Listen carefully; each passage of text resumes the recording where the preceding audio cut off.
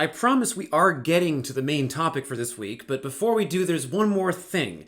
And it's a difference in the way that functions are identified in C++ versus C.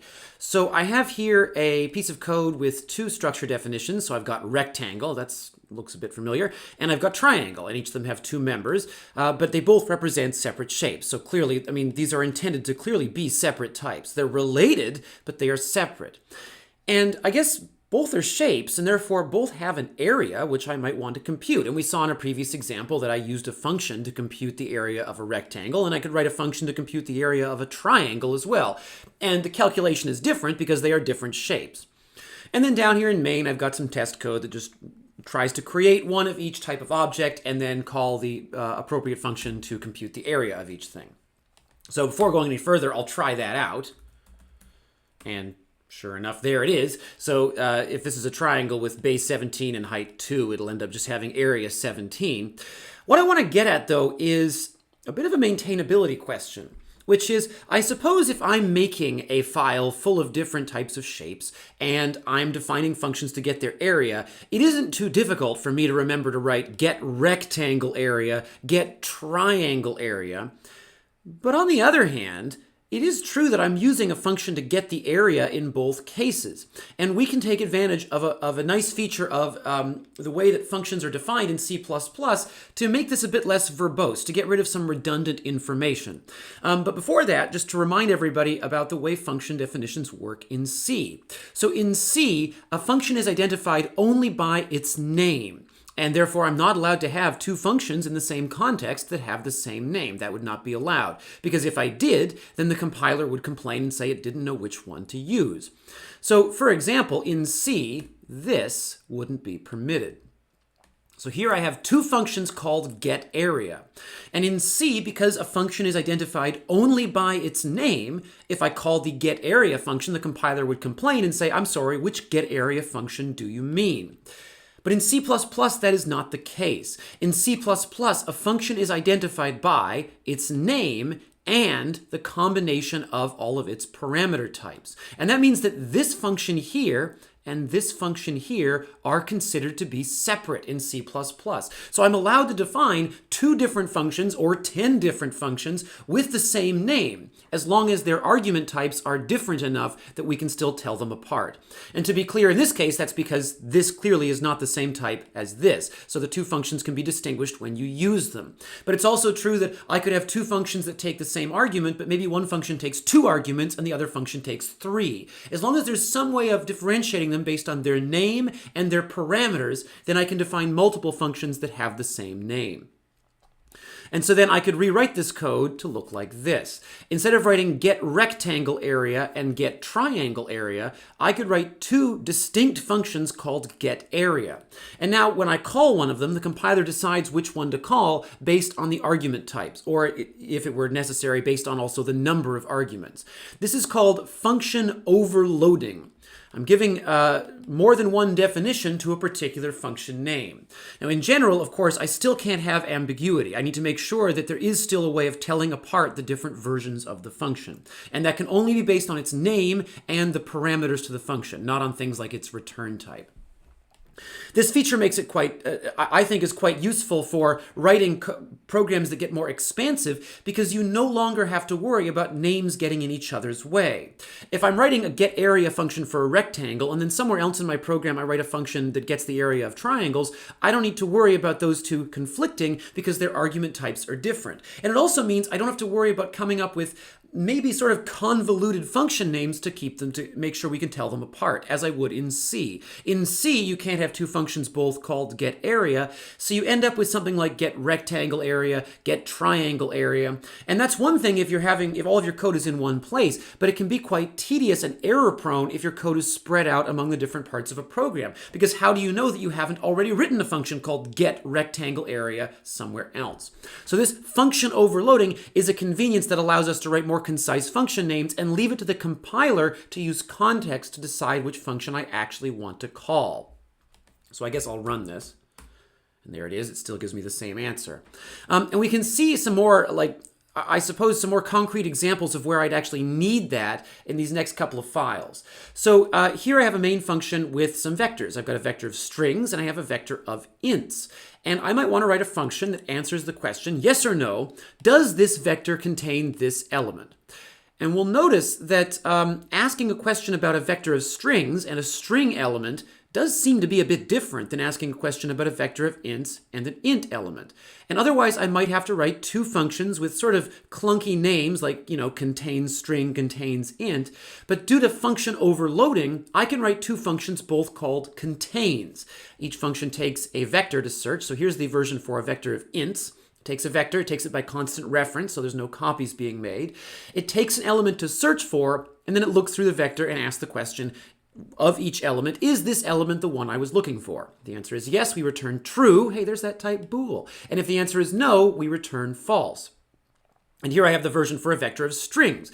We take a vector of strings, we take a string to search for, and then we ask the question of each element, is this the thing I was looking for? If so, return true. If not, return false. And so I've now written two different functions, both called contains, and I can then use them. And which one I call depends on what arguments I provide. So here I provide a vector of strings and a string, and down here I provide a vector of ints and an int. And the compiler can decide based on the context, based on the parameters I provide, which function I'm trying to call. And unlike in the previous example where maybe you could argue that there's no real problem with writing get rectangle area, get triangle area, here it is sort of annoying to have to write a function like contains int or contains string. The name isn't any easier to read by adding the type into the name. And because both functions have a congruent purpose, it does sort of make sense to have one name that corresponds to all possible versions of the function.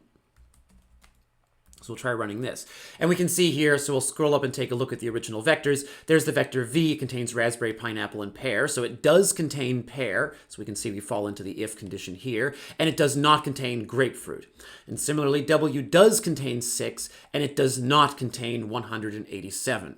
Now, before I move on, I do want to make one other observation. So not really in the domain of function overloading, but in the case where I write multiple functions that each do a similar task, maybe we could put a bookmark here to come back to later, which is, okay, because of the use of the auto keyword, so what I'm doing when I search a vector for an element is I iterate over each element and I ask, is the element equal to the thing I'm searching for? If so, I return true. If I get to the end and I have not found it, then I guess I return false. The vector does not contain that value. But because I've used the auto keyword, notice that I can write exactly the same code to iterate over. Let's see if I can cram these both on the same screen. To iterate over a vector of strings and to iterate over a vector of ints, I write literally exactly the same thing. But because the types that come in are indeed different, for now, I have to write two separate functions. Now, they can both have the same name, which certainly cleans things up a little bit, but I might observe that if I want to write a version of this function for vectors of ints, vectors of floats, vectors of bools, vectors of strings, then it is going to get a bit tedious to have to keep copying and pasting literally identical code everywhere. There is actually a feature of the language that can help clean that up for us. It's something called a template. Not something we're going to work on this week, but it turns out there is a solution to that as well. For now, though, we should make sure we understand that I can define multiple functions with the same name as long as there is something about their parameters that allows them to be differentiated by the compiler, as long as there's some way to tell them apart using their parameters. So I have one more example that will lead us into our next topic, which is this one. So here in main, I've got a vector of strings, I've got a vector of ints, and I've got three functions all called last. And if you stare at them for a moment, what you might observe is that each of these last functions takes an argument that is some kind of a sequence. So here's a vector of strings, here's a vector of ints, here's a string. But I guess a string is a sequence too. And the last function returns the last element of the sequence. So if I give you a vector of strings, you return the element of that vector at the last index, input.size -1. And here's another case where I'm copying and pasting the same code over and over in each version of the function, because I want to write a version for strings, vectors of strings, vectors of ints, and for strings themselves. So if I want the last element of a vector of ints, well, then I would, again, go get the index, the element at the index of input.size -1. If I want want the last element of a string, well, okay, an element of a string is a character, a single character, so type char. But I use the same basic idea. I just go get the element at a particular index, the last index of the string. And then down here, I've got my vector of strings, and my variable x is going to be set to the last element of v. So that would mean that x, I guess, is a string, because an element of v is a string. Then I go get the last element of x. Well, x is a string. I mean, x is going to be the string pair. So I guess the last element of that would be the character r. And then I go get the last element of w, which will be the number 17.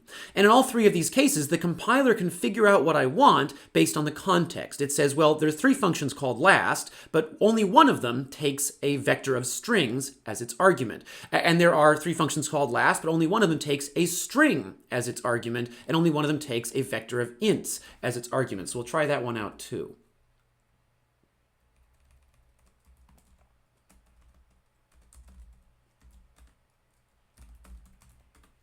We can see it does give the answers that we were expecting. So the last element of the vector v is pair, the last element of the string pair is the letter r, and the last element of w is the number 17. Okay, so that's function overloading. So an interesting and convenient feature of C++, very confusing the first time you see it, but you get used to it pretty quickly. All we're really saying is now a function's identity is determined not only by its name, but also by what parameters it takes. That gives us enough information to tell apart different versions. So that's one thing, and we're going to use that all semester long, and it's probably not going to be a big deal. But another thing to think about is a question that's come up before. It came up in the previous video as well. What happens if a function like the last function gets put in an impossible situation? So the last function here, the one on line 10, takes a vector of strings and returns an element of that vector, the last element. But what do we do if I pass in an empty vector? Empty vectors are valid. It's valid to have a vector with no elements. What should the function return if you pass in an empty vector?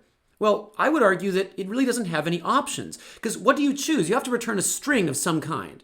If you return, let's say, the empty string, then you're in trouble, because somebody who looks at the return value thinks, oh, the empty string must have been the last element of the vector, because the empty string is a valid string, and it could appear in a vector. So what do you return?